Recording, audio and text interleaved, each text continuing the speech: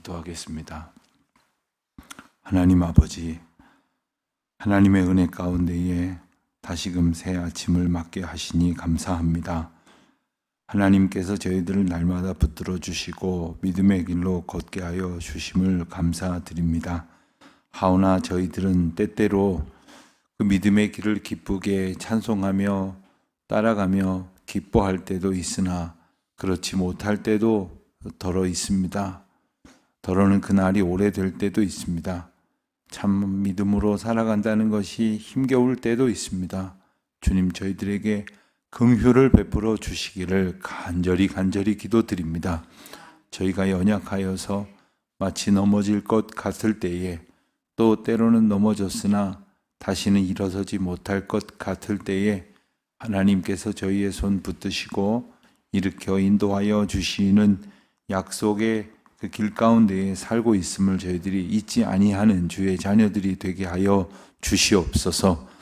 거룩하신 하나님, 이 더럽고 추하고 악하고 그리고 죄가 관영한 세상 속에서 하나님께서 저희를 구별하여 하나님의 백성 되어 살아갈 수 있도록 은혜로 인도하여 주시는데, 저희들 그 은혜를 망각하고 세상으로 휘돌아 다니지 않도록 주님 은총 베풀어 주시기를 간절히 기도드립니다.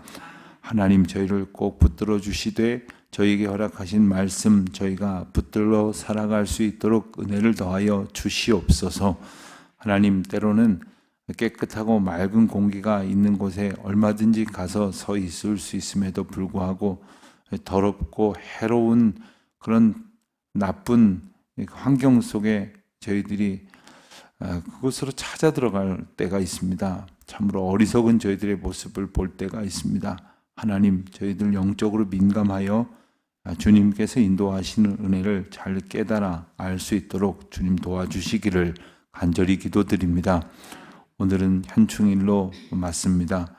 이 나라, 이 민족이 정말 지난 역사 가운데에 하나님의 은혜가 아니고서는 도저히 일어설 수 없었던 그런 순간들이 너무나 많이 있었음에도 하나님께서는 하나님의 놀라우신 은혜와 사랑을 베풀어 주셔서 일제의 치하의 강점기에 겪었던 저희들이 고통으로부터, 또 때로는 전쟁의 위협 가운데에서 극심한 혼란과 가난과 그리고 질병 가운데에서 이 백성을 하나님의 은혜로 붙들어 주셨습니다.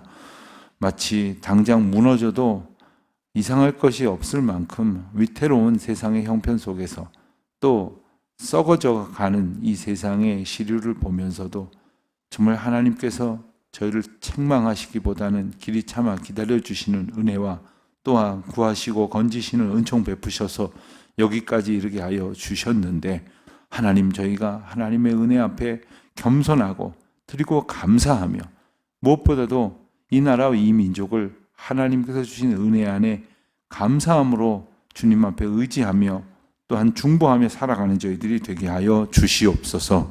하나님, 이 나라를 불쌍히 여겨주시기를 간절히 기도드립니다.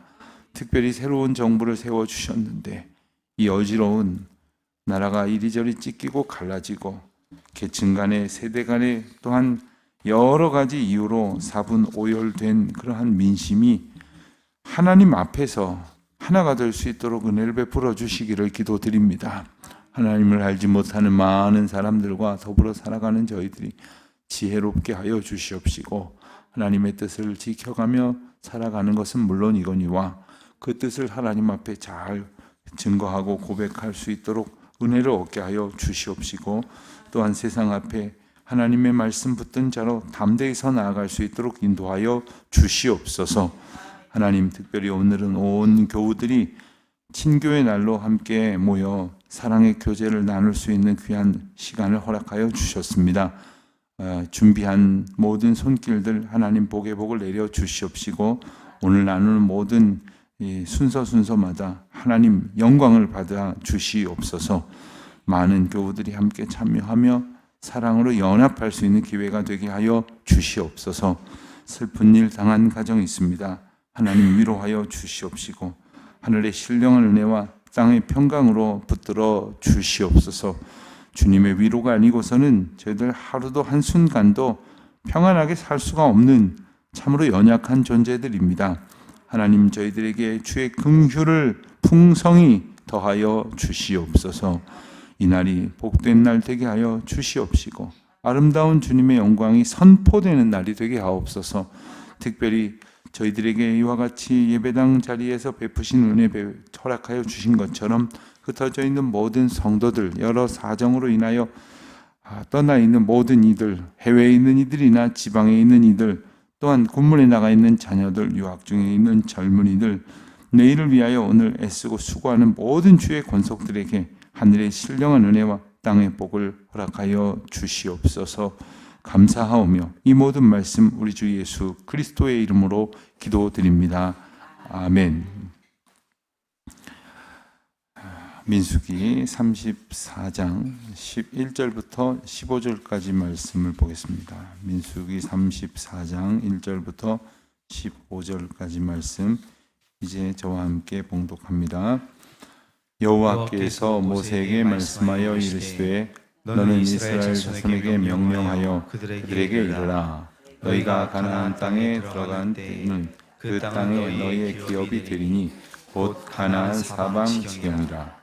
너희 남쪽은 에돔 곁에 접근한 신광야니 너희의 남쪽 경계는 동쪽으로 여매 끝에서 시작하여 돌아서 아그라빔 언덕 남쪽에 이르고 신을 지나 가데스 바네아의 남쪽에 이르고 또 살 아다를 지나 아스몬에 이르고 아스몬에서 돌아서 애굽 시내를 지나 바다까지 이르느니라.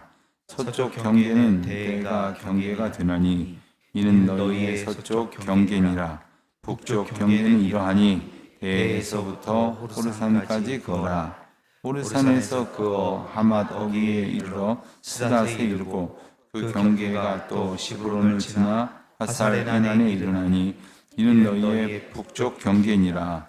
너희의 동쪽 경계는 하살 에난에서 그어 스밤에 이르고 그 경계가 또 스밤에서 리블라로 내려가서 아인 동쪽에 이르고 또 내려가서 긴네렛 동쪽 해변에 이르고 그 경계가 또 요단으로 내려가서 여매에 이르나니 너희 땅의 사방 경계가 이러하니라. 모세가 이스라엘 자손에게 명령하여 이르되 이는 너희가 제비 뽑아 밟을 땅이라. 여호와께서 이것을 아홉 지파 반쪽에게 주라고 명령하셨나니 이는 르우벤 자손의 지파와 갓 자손의 지파와 함께 그들의 조상의 가문에 따라 그들의 기업을 받을 것이며 므낫세의 반쪽도 기업을 받았습니다. 이 두 지파와 그 반지파는 여리고 맞은편 요단 건너편 곧 해 돋는 쪽에서 그들의 기업을 받으리라. 아멘. 오늘 말씀은 이제 이스라엘 백성들이 들어가게 되는 가나안 땅의 경계가 설정된 이야기입니다. 여러 지명이 기록이 되어 있는데 이 지명이 여러분에게 어떻게 들리십니까? 아마도 여전히 익숙하지 않은 지명들이 많다 하는 생각도 드실 것이고 또 어디가 어딘지 잘 모르겠다 이런 생각도 드실 것입니다. 그도 그럴 것이 이 지명을 우리가 처음 본 것은 아니겠으나 사실 우리와 크게 상관이 없을 것이라고 생각을 해왔기 때문일 것입니다. 그런데 여러분 이게 여러분의 문제라고 한번 생각을 해 보시겠습니다. 예를 들어서 하나님께서 여러분들에게 집을 한 채 주시기로 하셨습니다. 그리고 집 앞에 마당도 이렇게 주시기로 하셨고 그리고 정서에도 도움이 되고 또 여러 가지로 유익하시라고 텃밭도 한두 군데다가 이렇게 나눠주시기로 하셨습니다. 기분 좋으시죠? 예. 그래? 그러면 우리 집 건 어디 건가? 근데 우리 집은 내게 주시는 거는 어디께 있는 걸까? 그러면서 열심히 찾으실 거예요. 저도 이전에 살던 아파트에 그 앞에 텃밭을 신청하는 사람에게 나눠준다고 아파트에서 공지를 해가지고 내다 보니까 그 정말 요만한 땅떼기를 그걸 또 한 열나무 집에다 나눠준대요.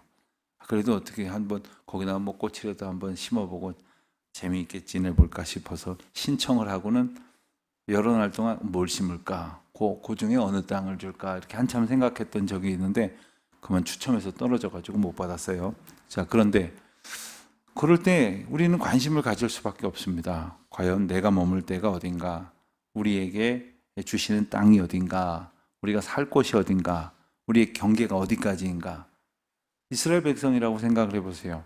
이제 가나안 땅에 들어가는데 우리는 어디서 살게 하실 건가, 어디를 배정하시고 어디에서 우리가 일을 하고 그리고 동물들을 기르고 농사를 짓고 살게 하실까. 그렇게 생각을 해보면 이 본문은 대단히 중요하고 대단히 관심 있는 본문이 될 것입니다. 그러나 단지 그것만이 아닙니다. 아주 중요한 영적 원리들이 있는 것을 우리가 알아야 합니다.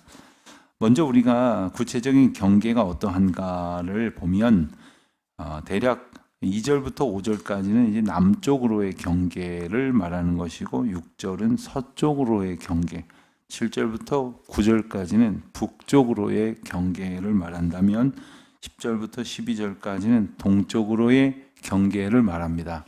우선 구체적으로 땅을 나누기 전에 큰 경계가 어디까지인가를 보여주는 것입니다. 그림을 하나 보시면서 말씀을 나누겠습니다.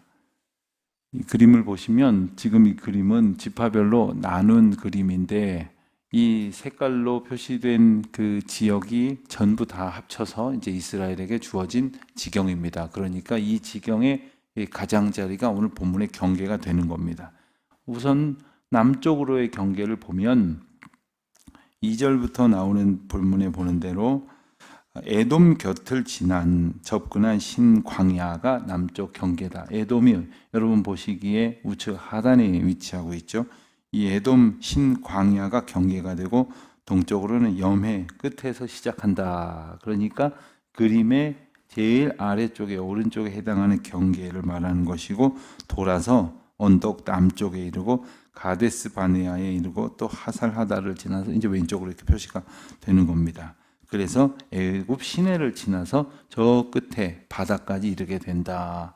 저 바다는 계속 나오는 바다, 대해 이렇게 표시되는 것은 바로 여러분 그 보시기에 왼쪽에 있는 지중해를 말하는 겁니다. 그래서 남쪽 경계가 이렇게 설정이 됩니다.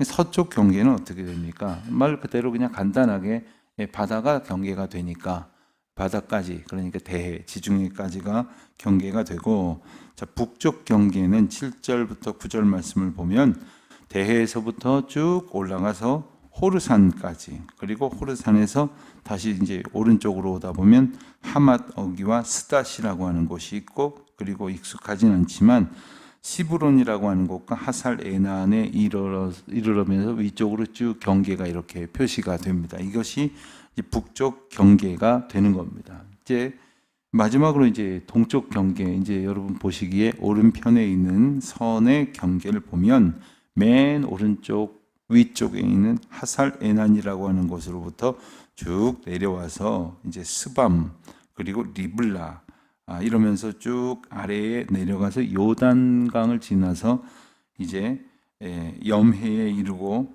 그리고 사방 경계가 이렇게 주어진다. 그런데 여러분 보시는 화면에는 지금 색칠이 되어져 있는 경계 끝을 얘기하는 것이 아니라 이 므낫세와 그리고 루벤하고 갓 지파가 오른쪽에 표시되어져 있는 그 중간에 있는 선을 보시면 되겠습니다. 지금 요단 동편의 땅은 별도로 말하는 것이고 중간에 선을 하나 이렇게 긋는다고 보시면 중간에 이제 갈릴리 바다가 있고 그리고 요단강이 가로지르게 되는데 그 경계를 말하는 겁니다. 그래서 지금 오늘 본문에서 말씀하시는 것은 요단 동편을 제외하고 지금 그림에는 편의상 이제 지파별로 다 나뉘어진 것을 여러분들에게 보여드리는 것이기 때문에 이 동쪽 경계는 지금 색칠한 것 중간에 있는 요단강 선을 여러분들이 머릿속에 이렇게 그려 보시면 되겠습니다. 자, 어떠십니까? 그림이 좀 한눈에 들어오실런지 모르겠는데 그리고 나서 조금 확대해 보시면 이제 그 각 지파별로 이제 땅이 나뉘어지는 것을 보게 됩니다. 이렇게 보면 언뜻 보면 므낫세가 제일 많은데 하고 생각이 들지 모르지만 사실은 므낫세가 받은 지역은 면적으로 보면 가장 넓지만 사실 산지 지역이 많기 때문에 사람이 살지 못하는 지역들이 많습니다. 실제로 사람이 살 수 있는 면적으로 보자면 남쪽에 있는 유다 지파의 면적이 가장 크고 많다 이렇게 말할 수 있는데, 그 이유는 바로 어제도 말씀드린 것처럼 유다 지파의 인구가 가장 많기 때문이다. 또 베냐민 지파는 그에 반해서 가장 작은 땅을 가운데 가졌습니다. 그런데 이 베냐민 지파가 사실 인구로 봤을 때 제일 적기도 하고, 그리고 지정학적으로 보면 저 위치가 가장 안전한 지역이기도 합니다. 그러니까 약한 지파를 하나님께서 특별히 배려하시고 보호하시는 그런 의미를 보게 됩니다. 나중에 이제 민수기 끝나기 전과 또 여호수아 한 20장 부근에 가서 이 지도를 한 번 더 보고 땅을 나누게 되는 그런 과정을 보게 될 것입니다.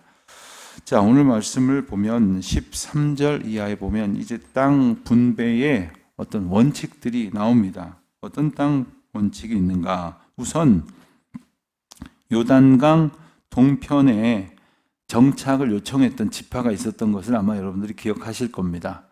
요단강 동편에 있을 때에 루벤 지파와 갓 지파가 이제 거기에 정착을 하겠다 이렇게 요청을 했었죠.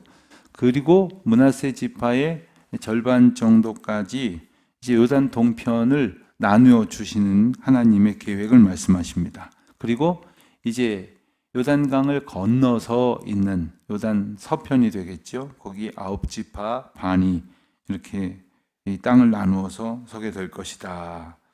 그리고 15절에 보는 대로 그들은 다시 이제 두 지파와 반지파, 그들은 이제 요단강을 함께 건너가서 전쟁을 치른 후에 그 모든 전쟁을 마치고 땅을 나눠주는 과정에서 다시 이제 돌아와서 요단 동편에 정착하게 될 것이다. 이렇게 말씀하시는 것입니다.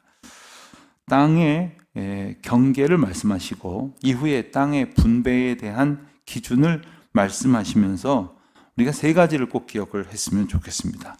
첫째는 하나님의 주권이 나타나는 사건이다라는 것입니다. 땅은 사실 우리 것이라고 생각이 들는지 모르지만, 혹 여러분 명의로 된 등기가 되어 있는 땅이 있으신지 모르지만, 그게 여러분이 아닌 것, 여러분 것이 아닌 것을 증명하는 것은 너무나 쉬운 일이죠. 그 땅이 여러분 겁니까? 그러면 제 겁니다 하거든요. 갖고 오셨어요? 그러면 뭘 갖고 와요? 이렇게 되죠. 그거 갖고 가실 수 있어요? 어딜 갖고 가요? 그거 언제부터 갖고 오셨어요? 대답할 수가 없어요. 이 땅은요, 우리가 내 거다, 네 거다 하면서 소유했다고 그렇게 으스댈 수 있는 것이 아니고, 하나님의 전적인 주권과 두 번째로 생각할 것은 전적인 은혜라는 것입니다. 땅이 없다면 어떻게 되겠습니까? 이 나라 이 민족에게 하나님께서 이와 같은 은혜를 주셔서 영토를 허락하여 주시지 않고 지금껏 식민 백성으로 살아간다거나 아니면 전쟁 끝에 패망하여 버렸다면 어떻게 되는 겁니까? 우리에게 이 땅 한반도, 그것도 허리 잘린 절반밖에 안 되는 땅을 주셨는데, 이 땅이 좁다 불평할런지 모르지만 세계가 주목하는 부유한 나라 되도록 은혜를 베푸셨지 않습니까? 우리에게 있어서 우리 삶의 터전이 너무나 중요한 것을 우리가 잘 아는 것처럼 이스라엘 백성들에게 있어서 너무나 중요한 것이죠. 그동안 400여 년이나 되는 기간 동안에 애굽의 종노릇하고 있었습니다. 그리고 마침내 해방이 되었지만 온 세대가 다 죽어나갈 정도로 해결되지 못한 이 죄의 문제 가운데 매여서 그들은 광야를 방황할 수밖에 없었습니다. 그러기를 40년. 그렇게 하나님께서는 거룩한 백성을 만드셨어요. 그럼에도 불구하고 이제 이후에 우리가 구약 성경을 계속 보다 보면 이제 가나안 땅에 들어간 백성들이 범죄하는 것을 계속해서 봅니다만은, 그만큼이라도 하나님께서 훈련시키시기 위하여 40년이나 광야에서 특별한 여정을 보내게 하셨음에도 불구하고 정신 차리지 못하는 이 완악함이 인간의 본성이라는 것을 우리가 기억을 해야 합니다. 하나님의 주권 가운데 있고 하나님의 은혜 가운데 있다는 것을 우리는 깨달아야 하는 것이죠. 우리는 종종 이제는 좀 편하게 해주시면 안 되는가? 이제는 좀 우리가 뜻하는 바대로 당연히 옳다고 여겨지는 길로 우리가 사는 형편이 전개되어야 하는 것 아닌가 이런 생각을 할 때가 있지만, 때로는 우리를 아주 하나님께서는 고단한 가운데 훈련시키실 때가 있습니다. 여러분은 몇 층에 사십니까? 아파트 사시는 분들 중에 고층에 사시는 분들도 많이 계신데, 가끔 보면요, 아파트 계단을 마주 씩씩거리면서 걸어 올라가시는 분들을 볼 때가 있어요. 엘리베이터가 고장났나? 그럼 아니에요, 멀쩡히 돌아다녀요. 그런데 10층, 15층을 열심히 걸어 올라가요. 왜 그렇습니까? 운동하는 거죠. 운동할 시간이 없으니까 그거라도 걸어 올라가서 다리 힘을 길러야지 건강하게 걸어 다닐 수가 있기 때문이죠. 힘든 일입니다. 아니, 엘리베이터 타고 버튼 하나 누르면 시원한, 그 안에서도 에어컨이 나오니 얼마나 시원합니까? 그런데 왜 그렇게 힘들게 다녀야 합니까? 그것이 우리에게 유익을 준다는 것을 알기 때문이죠.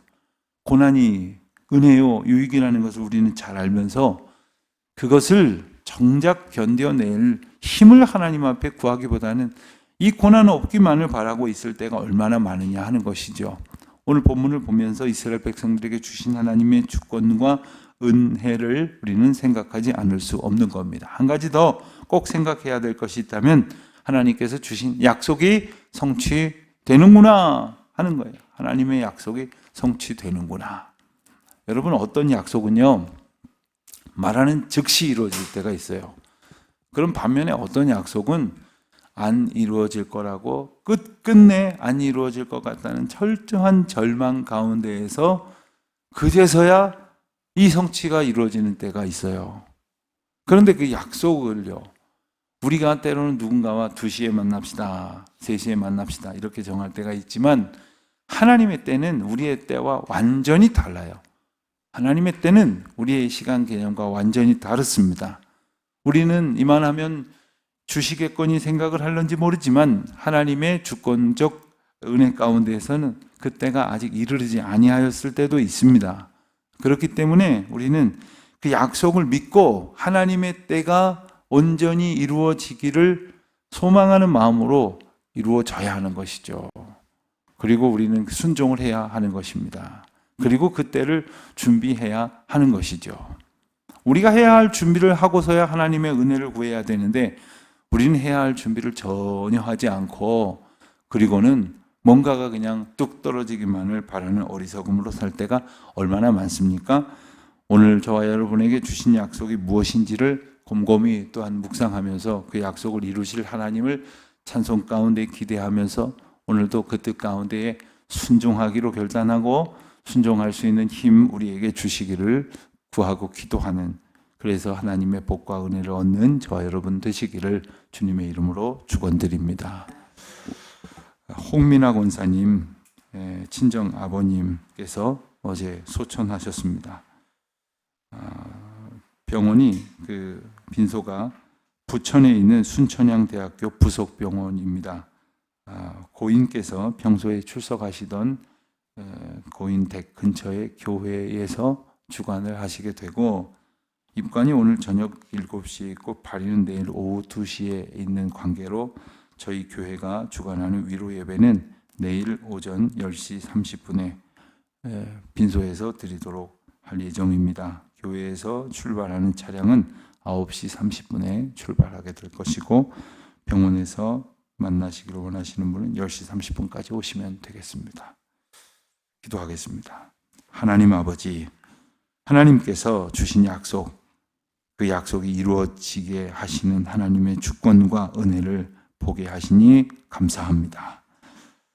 저희가 함부로 생각하여 아무것도 이루어질 수 없을 것 같다는 절망에 빠져 있을 때도 참 많이 있었지만, 하나님은 저희 안에 거룩한 역사를 이루어 주시고 그 뜻을 행하셨습니다.